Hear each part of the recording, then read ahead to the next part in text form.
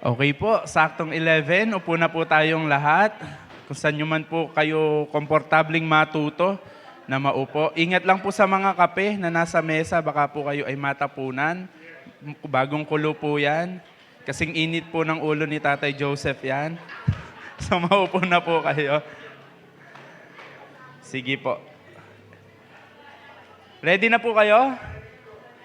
Narinig. Ready na po tayo? Ready na? Taas ang kanang kamay ng ready na. Taas ang kaliwang kamay ng ready nang umuwi. Hindi pa. Ayun, ready na. Hindi pa luto. Okay po. Sige, let's start. Siyempre, una, magre-recap muna tayo. Recap, ibig sabihin magre-review tayo. Ayan, ngayon pa lang po nagbubukas ulit ng kwaderno. At sa mga may dalang kwaderno, very good. Sa wala pong kwaderno, bibigyan po kayo kasi may sobra pa. Hingi lang po tayo kay Ate Beth. Last time, ang atin pong... Ay, wala na po. Sige po, bibili po tayo ulit ng kwaderno. Sino po yung wala? Taas po ang... 1, 2, 3, 4. 4. Sige po. By next week, bibigyan po namin kayo ng inyo pong notebook. Okay, recap tayo. Last time po, ang ating pong pinag-usapan ay all leaders are supposed to be learners. Okay po. Bawat isa sa atin ay tinatawag na leader. So, wag mong isipin na worker ka. Hindi ako leader. Ulit, kapag ikaw ay isang taong sinusunod ng isang tao, minsan, isang tao na sinusunod ng isang hayop, ikaw ay tinatawag ng leader. Okay po. At 3 lang yung simple nating discussion or points na pinagdiskusyonan last time. Okay? Na ang bawat leader ay learner dahil ito ay in-exemplify, in-example ni Jesus Christ. Siya mismo pumunta sa templo para matuto. Okay po? And also, another example ay si Mary. Pinipili po ang pagkakatuto. Okay po. And thirdly, ang ating pong pagkakatuto ay dapat talagang pinupursige. Okay po. Now, I want to know, sino po ba ang pwedeng mag-share lang, review, ng simple niyang natutunan last time? O natandaan lang, kahit hindi natutunan? Atay Joseph, nakakain ka na eh. Nung last week, may nagsabing, a leader is born. Iba, a leader is made. Ang katuwiran ko, we are made leaders. We learn, like Jesus said, He grew in wisdom and in stature in the eyes of God and in the eyes of men. Tama ka. For a leader to be a leader, first, he has to learn to be a leader. At last Sunday, I thank God you taught us about that. English? Thank you, no? Tama naman po, no? It's made, pero una pa lang, nilagay na ng Diyos sa puso mo yung disenyo ng pagiging leader. Kailangan mo nga lang halukayin. Kailangan mo nga lang i-develop. Okay? Kasi kahit ikaw ay ipinanganak, pero kung hindi mo naman gagawin, lumaki, gagawing mag-aral, ay hindi din yan madedevelop. Okay po? Another one. Kuya Joel. Pahingi po isang mic. The biggest room? Ayun, very good. The biggest room is the room for improvement na napakahirap punuin at kadalasan takot tayong punuin or tamad tayong punuin yung room na iyon. Okay po. Last one. Thank you, Kuya Joel. Sorry, tinulod. Principal. Amen. Never stop learning until nakabaon ka na sa lupa. Diba? So, thank you po sa mga nandito na kahit maedad na ay nauupo at nakikinig kahit ang nagtuturo sa inyo ay mas bata po sa inyo. That's humility. Okay po. At hindi lang naman iisa yung magtuturo dito. Pakinggan po natin yung iba't ibang boses. So, that's good. Recap, 5 minutes. Activity muna po tayo. Kailangan ko ng... siyempre, si Kuya Rafael, nagkamot ka na. Tayo ka na, Kuya Rafael. Yes, okay. Kailangan ko ng 1, 2, 3. Una ko muna nagtuturo. Ma'am, meron ng Susunod natin, sino? Magturo ka sa young adult. Wag na yung youth. Wag na yung kids. Ay, kids. Wag na yung juniors. Magturo ka sa young adult.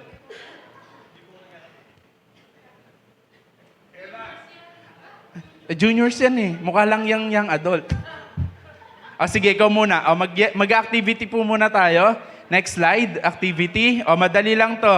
Sino po nakapaglaro na nito? Ilong, pango. Hindi. Hindi maalam. Ganito. Gaganon ka. Ilong. Tapos pag sinabi ko yung hahawakan mo, yun yung hahawakan mo. Ilong, pisngi. Titingin ka sa akin. English ba to? Di ba? Sabi ko, ilong. Tapos pag sinabi ko yung dapat mong susunod na hahawakan, pisngi. Asang pisngi mo? Cheek. Yan ang hawakan mo. Okay, wag mong susundan yung gagawin ko. Okay? Sige. Ready? Practice. Practice tayo. Huwag kang kabahan. Wala tong grade. Walang grade. Okay. Ilong. Mata. Ay, ang galing. Kilay yan eh. Ilong. Baba. Last one. Ilong. Buhok. Thank you, Rafael. Kuha tayo sa mga... dahil kumain ka, tama na yan. Tara dito. Susunod na po sa adults. Mag-volunteer na po kayo. Tingin ka sa akin mabuti, ha? Ito po pag nag-games kami, laging nananalo. Tingin ka sa akin, focus. Okay, ilong. Bibig. Ilong. Baba. Ilong. Batok. Ay, ang galing, mabilis. Sige, thank you. Adult po, adult. Oo nga po, hindi nga po kayo. Nako, yumuko si Tatay Ernie. Tatay Ernie, dito na po tayo. Sige po.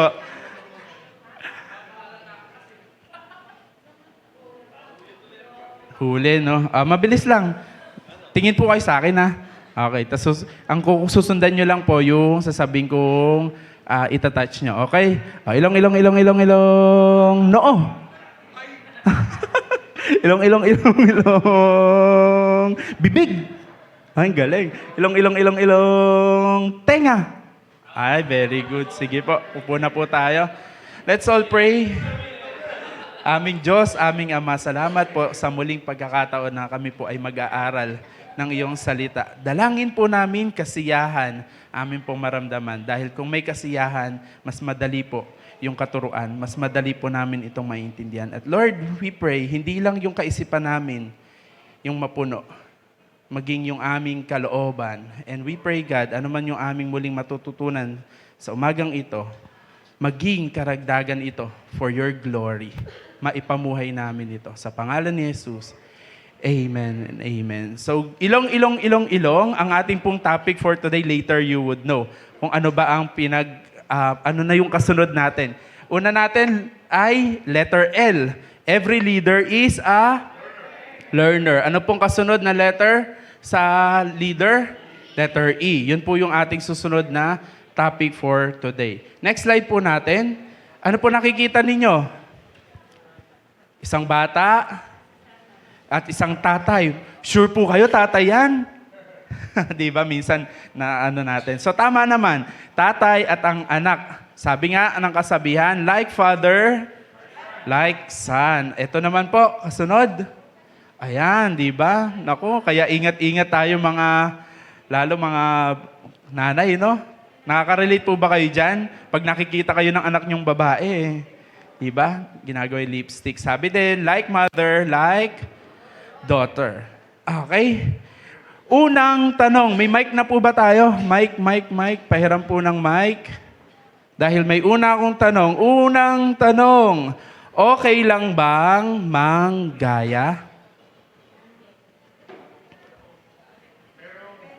Sige po, mic. Pahiram po akong mic. Kailangan ko po ng participant.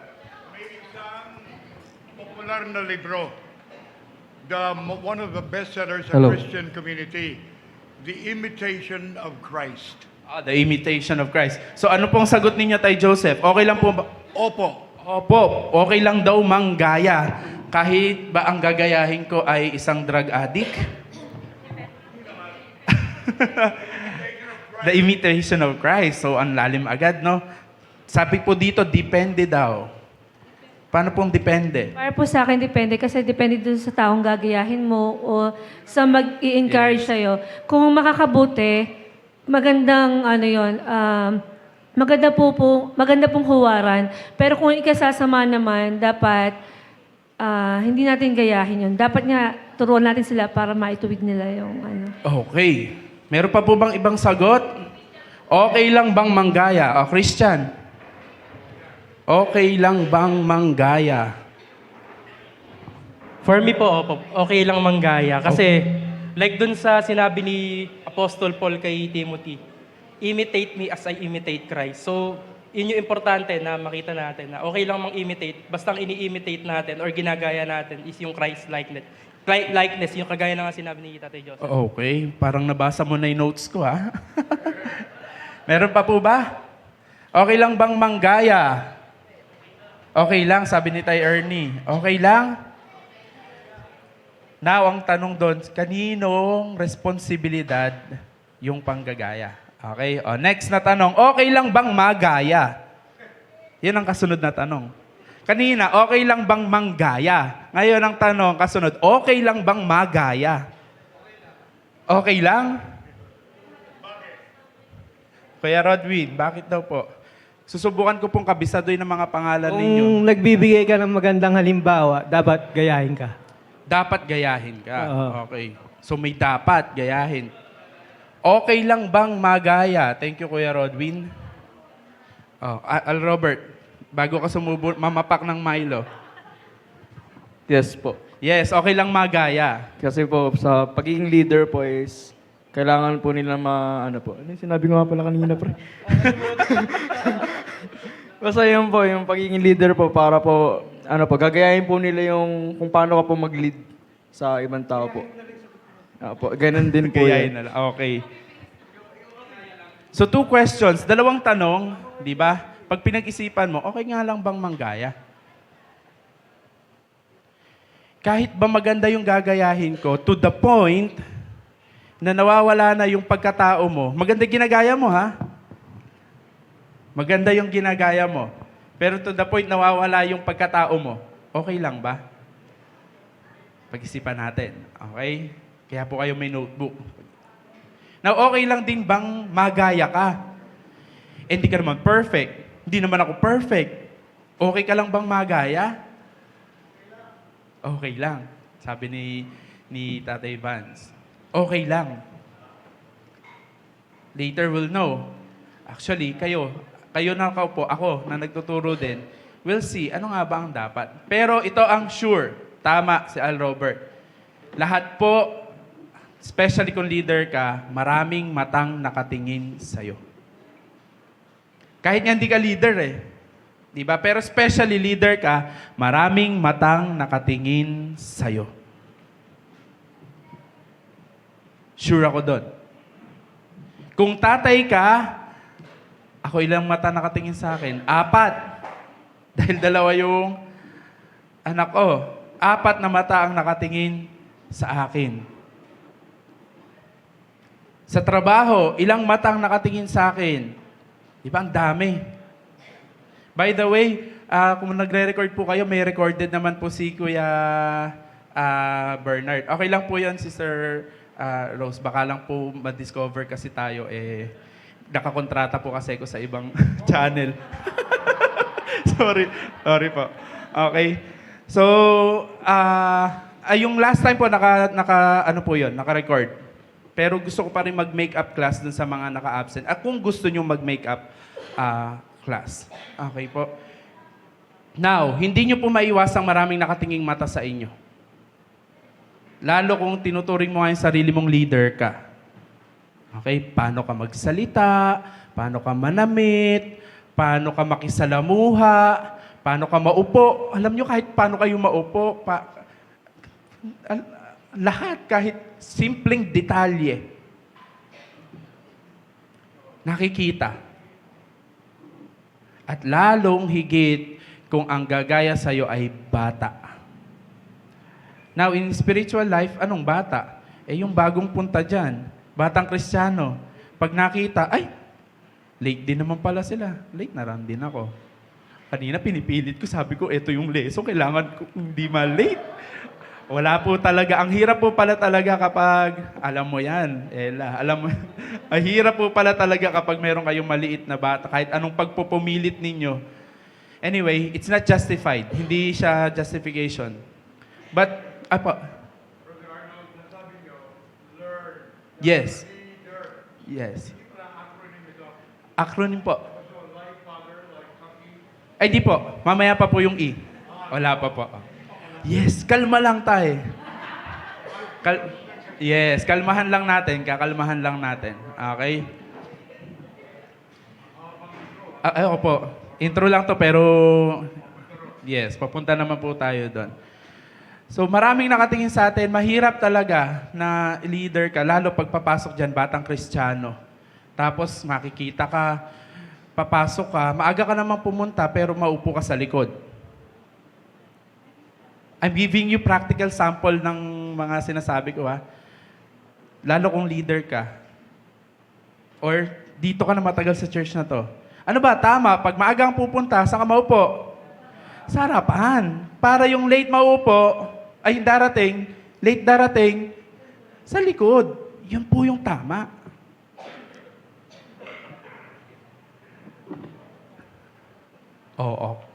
Okay na. Alam ko na yung mga ngiti ninyo. Okay lang po yan. Proverbs 27:17. As iron sharpens iron, as we sharpen one another. I love you with the love of the Lord. No, matuto po tayong lahat. Lahat po tayo. Maging po ako. Ulit, maraming batang Kristiyanong papasok dyan. Hindi po batang age ha. Batang Kristiyano. Now, kung anong makita nila sa atin, yun po yung gagayahin nila. Nagpakain, nauna pa yung mga bata. Tama ba yun? Diba? Nauna pa yung mga lalaki. Tama ba yun? So, I'm giving you sample, I'm giving you practical ng pinag-aaralan po natin. Hindi ko na po kayo pinapasagot, pero imagine niyo na lang po yung sinasabi ko. Okay? Kumain. May plastic naman yung plato. Alam naman dapat tanggalin yung plastic. Pero pinagpatong-patong yung plato, paper plate na may plastic pa rin. Tama ba yon? May basurahan naman.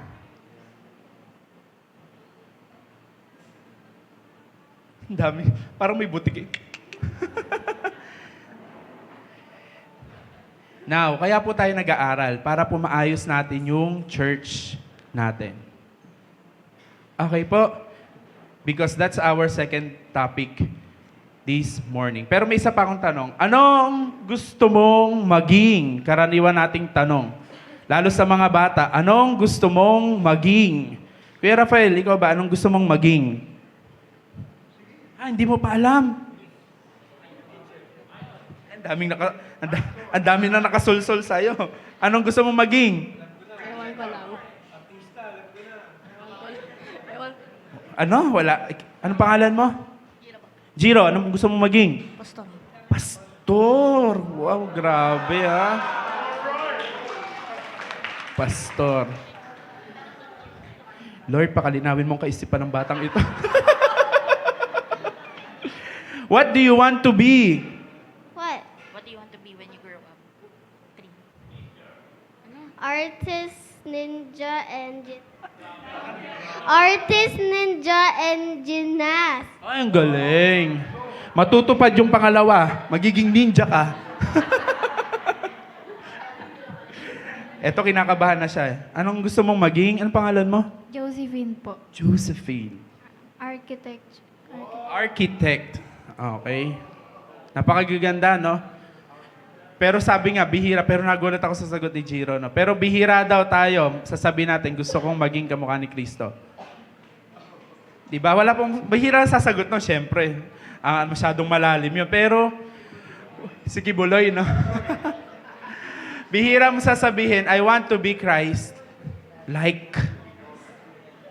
Napakabihira. Napakabihira. That's why ang ating pong topic, eto na tayo Joseph, ang topic po natin for this morning, haba ano? Every leader is an exemplary example. Okay po. Bakit hindi ko ginawang example lang tayo Joseph? Kasi pwedeng maraming example. But it doesn't mean that the example is good. Hindi lahat ng sample ay tama. Hindi lahat ng sample ay correct.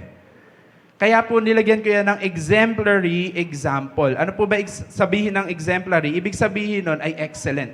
Ibig sabihin nun ay good. Ibig sabihin nun ay the best.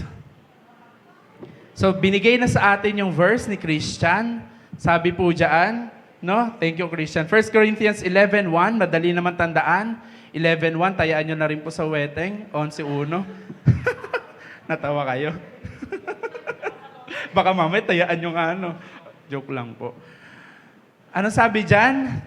Sino po nagsabi? Si Paul. Kanino po? Kay Timothy. And that's why we're doing this. Ano po dulo ng lahat ng to? Discipleship. Ang hirap mag-discipleship kung ikaw mismo wala kang ibibigay na i-imitate sa'yo. Nagagayahin sa'yo. Na exemplary. Okay po? 1 Corinthians 11:1. Be imitators of me, sabi ni Paul, as I imitate Christ. Hindi nagtapos si Paul na imitate me. Hindi doon nagtapos si Paul. Okay? Sabi niya, as I imitate Christ. Imitate me just as I imitate Christ. Unang tanong, meron ka pa bang taong ini-imitate? May mentor ka ba? May coach ka ba? Meron ka bang taong at least tinitingnan man lang? Brother Arn, wala na. Lang makita, parang lahat palpak. Ang hirap nun, no? Parang wala. Ang hirap nang wala ka man lang makita na susundan mo. Because even Timothy has Paul. Elisha has Elijah. Lahat may sinusundan. Okay? Lahat mayroon man lang at least tinitingnan na tao. And especially, ikaw din may tumitingin sa'yo.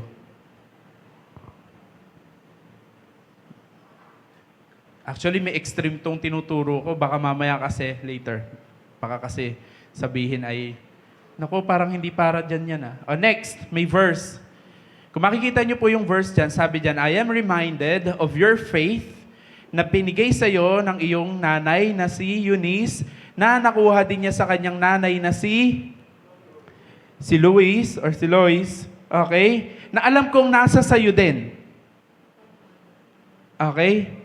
Paano kaya, sino kausap dyan? Sino? Si Timothy. Di ba po? So kita nyo, si Timothy may Paul. Si Timothy mayroong grandmother, may mother. Hindi po nabuo si Timothy nang siya lang. Meron po siyang naging leader. Meron po siyang pinagsimulaan. Now, babalik ako sa tanong ko. Isip po tayo, few seconds. Sa buhay mo, meron ka ba ngayon at least tinitingnan, ganitong maging leader, ganitong maging teacher, ganitong maging tatay, ganitong maging nanay, ganitong maging anak. Kaya alam niyo po, yung ating department dapat ganun eh. Kaming mga young adults, dapat makikita namin, ay ganito pala magmagulang. Dapat kasing gwapo ni Tatay Joseph. Dapat kasing sipag ni Tatay Ernie. Dapat kasing ganito. Alam niyo po yun? Kaming young adults, dapat may tinitingnan sa inyo. Kami namang young adults, dapat tinitingnan ng mga juniors. Ay, ganun pala, masarap pala may asawa. Ay, okay din pala may ganito. Hindi yung, ay, ayoko na mag-asawa. Tingnan mo, di magkandamayaw si Kuya Arno. Di man lang, alam niyo, sabi ko, pinlansya ko yung damit ko, nilinis ko yung sapatos ko, wala din. Tatapakan, lulukutin, di ba? Sana may juniors na titingin sa amin, young adults, ay, okay, gusto ko. Tapos meron ding bata, titingin sa inyo. Ganun po dapat. Pero tanong, nangyayari ba yon sa GIUS Church?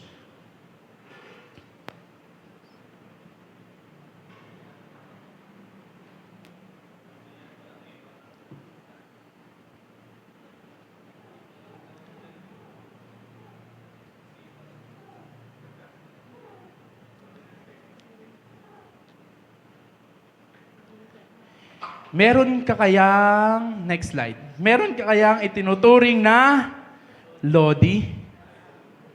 O yan, ito ni sinasabi kong extreme kasi nitong teaching na to. Kasi baka mamaya sabihin natin, ay, idolatry yan bawal yan. Diba? Ay, tinuturuan tayo ng idolatry dito sa church. No po, okay? We're not talking about idolatry na bukod kay Kristo, bukod sa Diyos. Okay? Pero may binibigay na mga tao sa paligid natin na pwede po nating sundan at maging lodi. Hindi po masama iyon as long as later you will know ano ibig sabihin ng lodi. So ulit ang tanong, meron ka bang lodi at least? O ang lodi mo lang si probinsyano at saka si, anong nga pangalan niya ngayon? Ricardo, hindi, ano na yung ngayon po? Si Magtanggol. Diba? Si Tanggol, ayun. May lodi ka pa ba bilang kabataan? May lodi ka ba bilang young adult?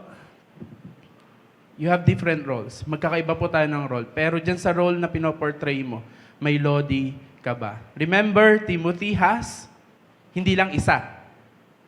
At kung makikita nyo po, si Timothy, saan niya kinuha yon? Una sa bahay. Dapat sa bahay eh. Di ba po? Sino ang sample niya? Nanay. Lola. Okay? Nagtataka nga ako dun sa verse. Nasaan yung tatay nitong si Timothy? Wala sa action. Missing in action yung tatay ni Timothy. Pero at least meron siyang tatay in faith. Si Paul. Pero nagtaka talaga ako, saan ba yung tatay nito? Kadalasan, nawawala din sa church, yung mga tatay. Kaso, yun nga yung dapat na nasa church. Siya yung head of the family, tatay.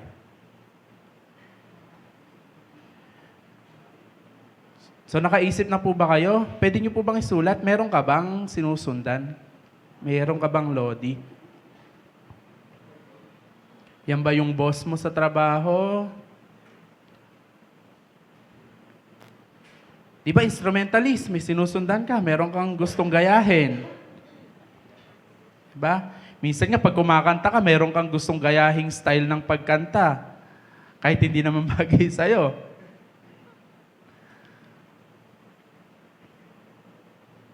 May lodi ka ba? Ano po ba ibig sabihin ng lodi? Nakaka 30 minutes na ako. Next slide. Yun, nag-appeal, galing, nag-morph din. Tuntua, nag-morph. Your lodi should be led by God. Kung may susundan ka man, ay gusto ko maging katulad ng tatay ko. But make sure yung tatay sumusunod sa Diyos. Ay gusto ko maging katulad nitong boss ko na to, itong amo ko na to, or leader ko na to. Ang galing niyang mag-lead, ang galing niyang mag-manage. But is he or she managing according to God? Led by God. Yung lodi mo ba led by God? Si Timothy kasi yung lodi niya led by God. Okay? So spirit-filled, spirit-led. Dapat yung lodi mo.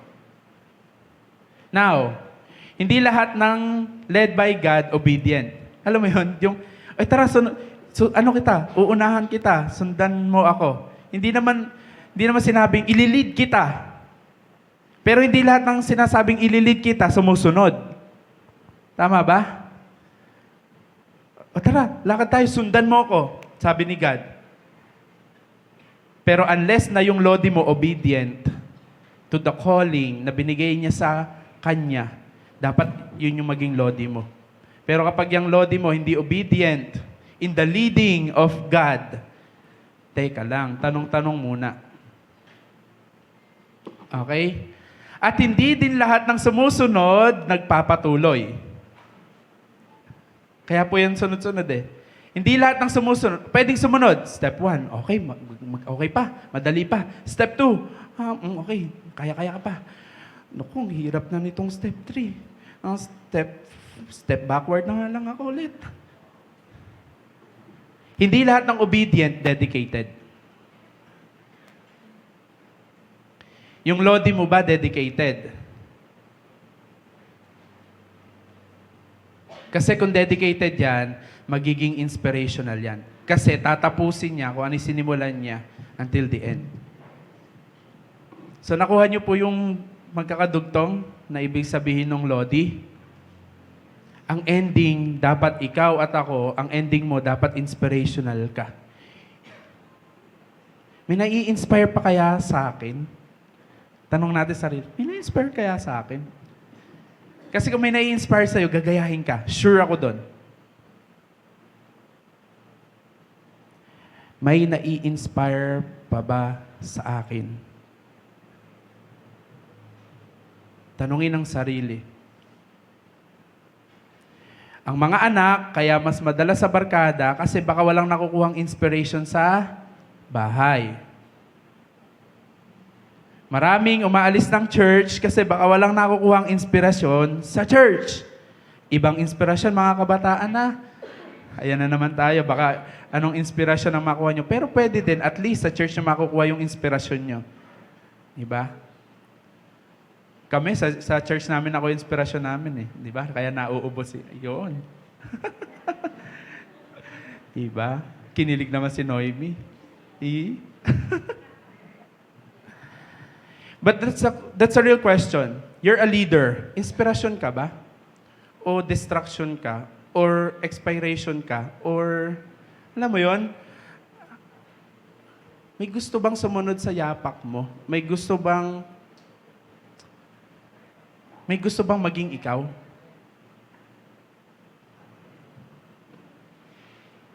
O baka ang gusto, ayoko maging ganyan. Ang boring ng buhay niyan.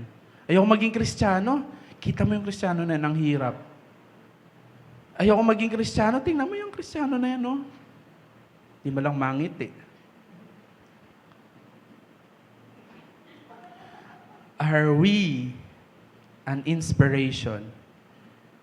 Because if you're an inspiration, you will be a leader that will be an exemplary example sa taong nakapaligid sa'yo. I'm about to end. Next slide. Ano po tawag dyan? Pagkain. Pagkain agad, nasa loob agad na.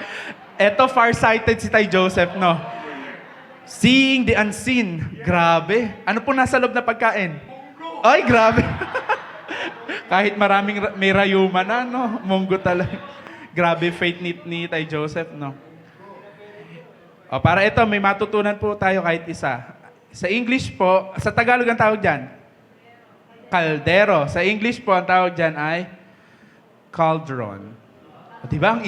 Social. Yes, may natutunan na ako. Pag nag-recap na next week, sasagot ko, natutunan ko po next week, cauldron. Diba po? Kaldero lang yan sa Pilipino, pero cauldron sa English. Actually, marami po mga word in Filipino na nasa English din. Halimbawa po ng bundok. Alam niyo po ba in English, it's called bundoks. Bundoks. Opo. Ang spelling po ay B-O-O-N-D-O-C-K. Bundok. Bundok. Yun din po yun. Ibig sabihin ng bundok. Alam niyo po ba yung sinabing ere? O, dito sa English yon, here. Inalis lang po yung H kasi Kapampangan. Ere. Walang H. Oo nga, no. Dami nyo natututunan, no. Nakalimutan nyo na yung leader as an exemplary example. May kwento po yan. Sabi po yung isa pong nanay, nagluluto po siya. Tapos po, kada luto po niya ng isang buong manok po, binabali po niya yung paa, yung pakpak. Saka po niya ilalagay dun sa kaldero. Tapos nakita siya nung kanyang anak, Nay, ba't mo binabali yung pakpak saka yung paa? Sabi nung nanay, yan yung nakita ko sa lola mo. Yung ginagawa niya nung nagluluto din ng ganyan. Ganun po ba? Sige. Minsan nauwi sila sa kanilang lola.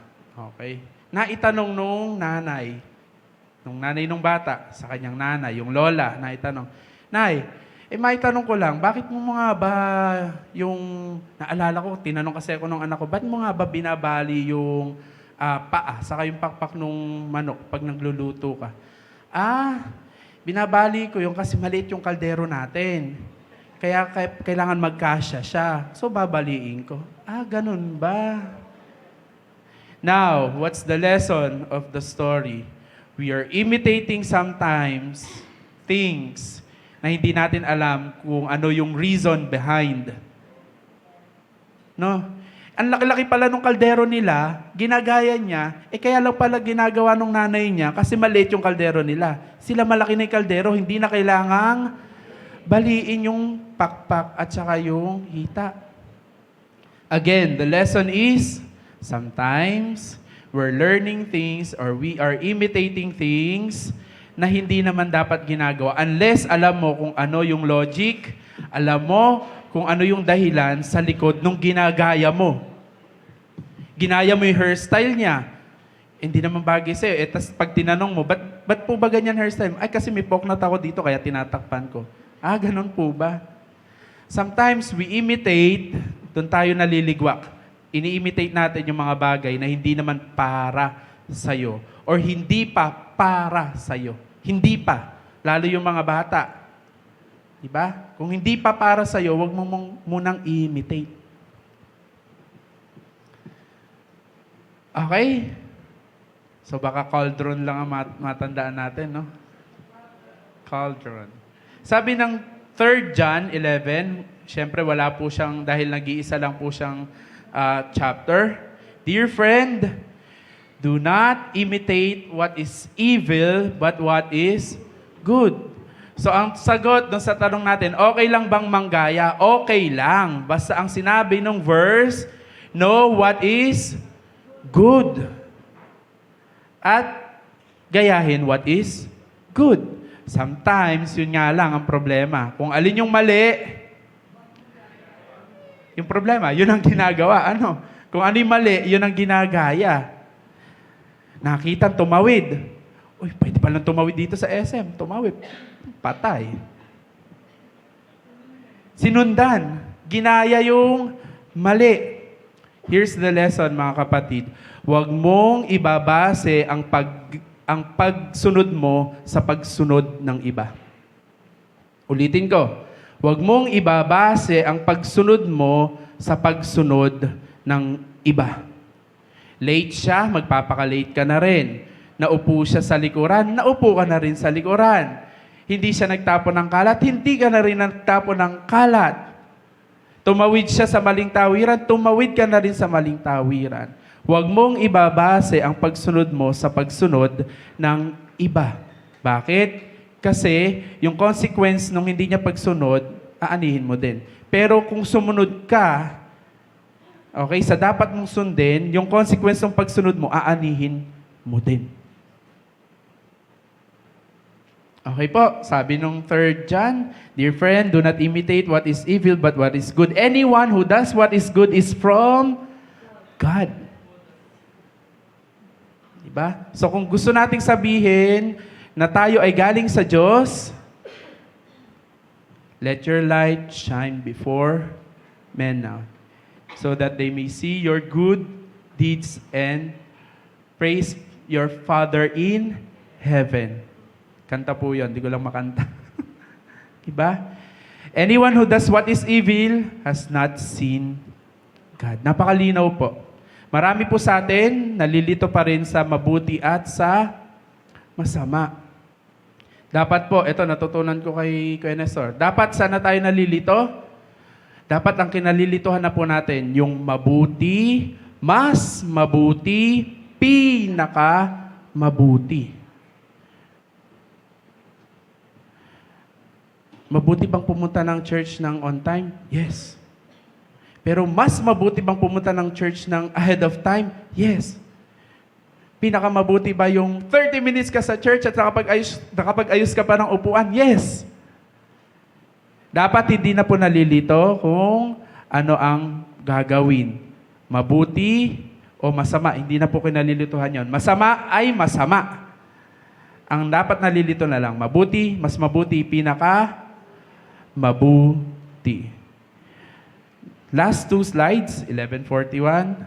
Lahat po tayo gusto nating mag-iwan ng legacy. Okay? Gusto nating mag-iwan ng legacy, parang Voltes 5. Voltes 5 legacy, no? Ay, gusto ko, ganito, iiwan ko sa church na to. Ganito, gusto ko iiwan ko sa mga anak ko. Ganito, legacy. No? But the question is, pakipindot, the question is, are you leaving the legacy that you want to leave? Ano po pinagkaiba niyan sa English? Yung isa, iiwan. Yung isa po ay ipapamuhay. You need to leave the legacy that you want to leave. Ipamuhay mo muna yung legacy na gusto mong iwan. Problema, kadalasan po sa atin, gusto lang nating mag-iwan ng legacy. Pero hindi naman nakikita sa atin yung legacy gusto nating iwan. And my last slide is, yay, 45 minutes lang tayo. The last slide is 1 Corinthians 13:13. And now these three remain: faith, hope, and love. But the greatest of these is love. Ano pong ibig sabihin ng lahat ng iyan? Kung may iiwan ka man, o kung mayroon daw mag-remain, ano lang daw ang mananatili? Faith, hope, and love. Kung may legacy man tayong dapat na iniiwan, legacy of faith. Remember Timothy? Sabi doon sa binasa natin, sabi, I remember you and your faith through your grandmother, your mother. Ano iniwan nilang legacy? The legacy of faith. Because it will remain. It will remain. Kaya mo yan, Noemi. Konting minuto na lang. Diba? The legacy of hope. Dapat nakakakitaan tayo ng pag-asa. Naku anak, wala nang pag-asa yan. Wala nang pag-asa ang church. Nakakakitaan pa ba tayo ng pag-asa? Are we the legacy of faith? And the most and the greatest important, the greatest na, no? The most important among the three is love. Because whatever you say in love, whatever you do with love, whatever you think with love, it will remain. At yun lang yung example na definitely exemplary. If you do it with love. Kaninong galing na love? From God. Okay? From God. Because you cannot give. Kapag love lang natin, kapos po yun. Remember kanina, tinuro, the horizontal, the vertical, and the horizontal. You need to receive first from your vertical before you can do your horizontal. Pag ang inuna po natin horizontal, kapos po yun. Simula lang yun. But if you keep on receiving and receiving from your vertical relationship with God, that's the time that you can extend your horizontal love. Tandaan po natin yun. Kakapos po tayo kapag pag-ibig lang natin. Sa anak lang natin kulit. Kakapusin ka. Di ba? Kakapusin ka. Sa atin. Di ba? Mau-offend at mau-offend tayo sa bawat isa. Kakapusin tayo. But if we have that vertical relationship with God, Lord, nakakainis tong taong to. Kawang ka ng Diyos. If we really have that vertical relationship with God, you can overlook offense, you can easily forgive, kahit hindi humingi ng tawad, because you have that love from God. Every leader is an exemplary example. Bakit ka magiging example? To please man or men? Hindi po. Kung ang reason mo, kaya ka magiging, magbibis ako na maganda, kakapusin po yun. Remember, you do a good example because you have one audience. And remember, you and I, we have audience of one, and that's God. Kasi kapag pakitang tao lang yung pag-i-example natin, hindi yun hindi masusustain. Nitong Sunday, maganda damit mo. Next Sunday, hindi na. Alam mo, hindi yun masusustain. Pero if you know that God is looking at you, especially at your heart, iba? At your heart, you will continue to live an exemplary example until Christ returns. Let's pray. Father, we just want to thank you for this morning. Salamat po for giving us this moment to learn once again. And thank you that you are the greatest example of everything. You're the greatest example of faith, hope, and love. You're the greatest example of the way that we should be walking. I just pray, Father, anumang mga bagay na hindi maganda sa amin, yung hindi magandang example, will you please teach us to expose it or teach us na i-assess namin yung buhay namin. Ano nga ba hindi magandang example sa akin? In words, in thoughts, in actions, in interactions. Ano nga po ba yung hindi magandang example sa akin? And Father, I pray, bigyan mo din kami ng wisdom. Paano ba namin to i-turn into good example? And Lord, ano man po yung mga magaganda na naming sinisimulan, magaganda na naming ginagawa, will you please give us the courage? Will you please give us the strength, lakas, para ipagpatuloy itong magaganda na naming sinisimulan? And at the end of everything, we will be an exemplary example for your glory. Only for your glory. Lord, I also pray, will you please give us our Paul? Kung kailangan namin ng Paul namin, will you please give us that humility na maghanap ng Paul namin? Kasi we don't know everything.